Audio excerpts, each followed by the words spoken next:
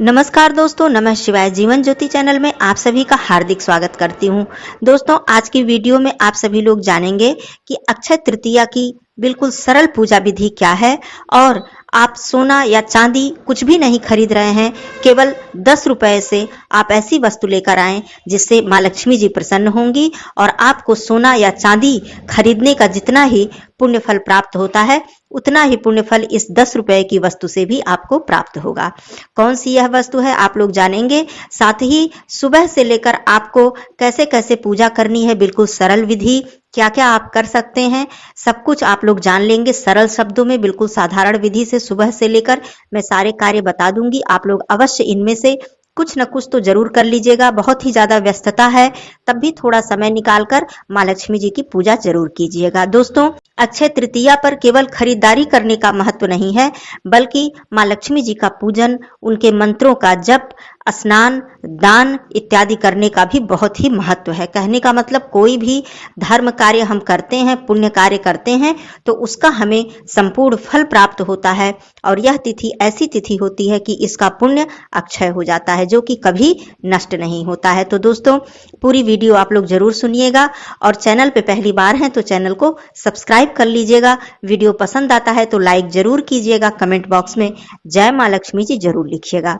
दोस्तों, सबसे पहले मैं बता दूं कि कोई आवश्यक नहीं है कि आप बहुत ही महंगी वस्तु खरीदें, सोना खरीदें, चांदी खरीदें या फिर गाड़ी खरीदें, कोई प्रॉपर्टी खरीदें, ऐसी कोई बात नहीं है।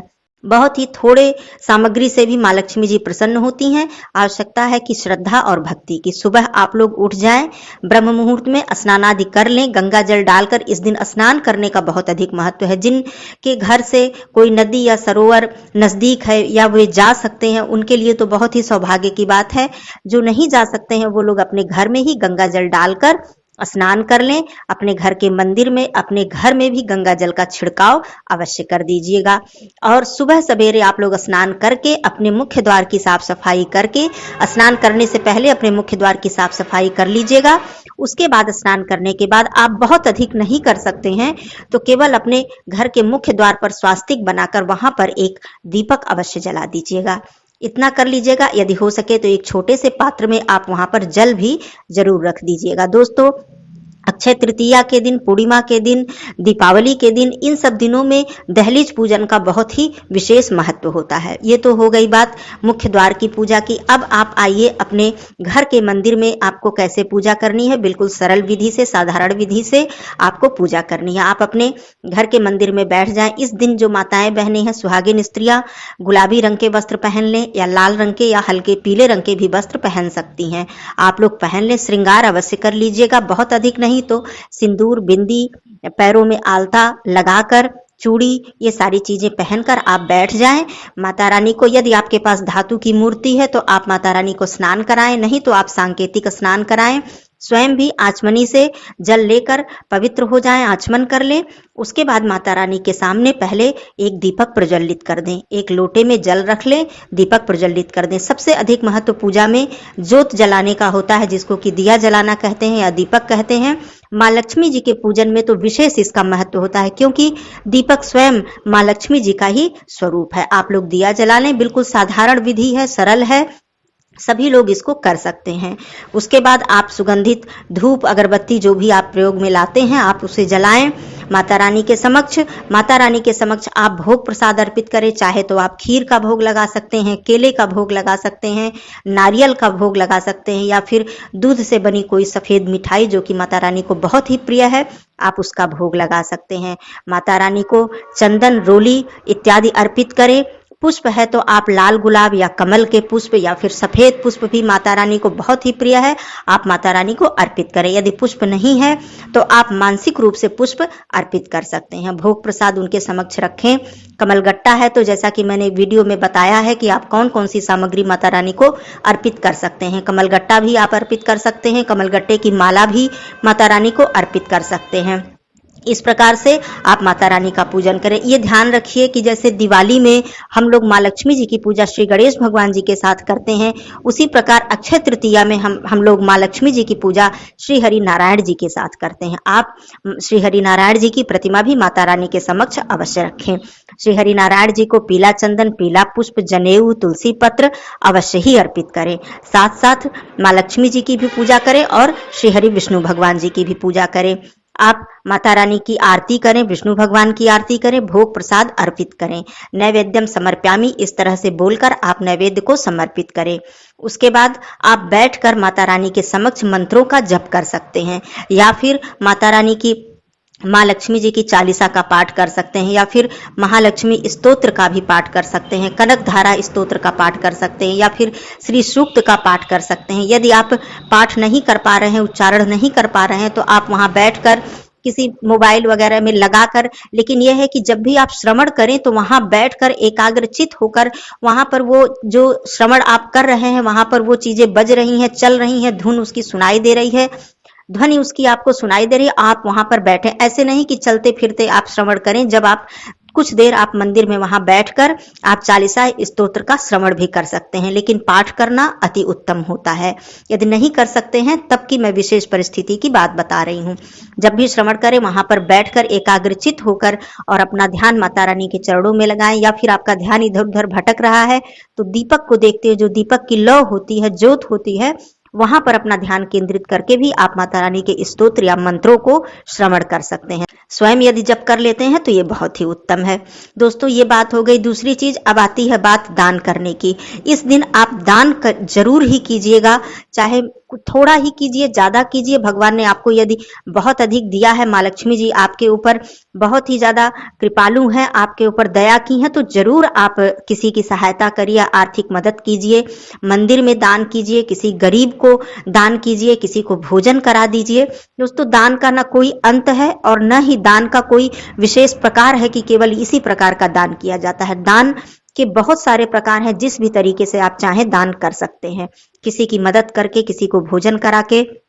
इस दिन गौ माता को भोजन कराने से बहुत सारे देवी देवताओं का आशीर्वाद आपको प्राप्त हो जाता है। इस दिन पक्षियों के लिए आप जल रख सकते हैं, क्योंकि आप जानते हैं वैशाख माह में जल दान का विशेष महत्व है। अक्षय तृतीया पर आप किसी भी पात्र में ले जाकर मंदिर में भी जल दान कर सकते हैं, या फिर किसी पशु के लिए आप जल की व्यवस्था कर सकते हैं। दोस्तों, कोई भी सीमा नहीं है, कोई अंत नहीं है।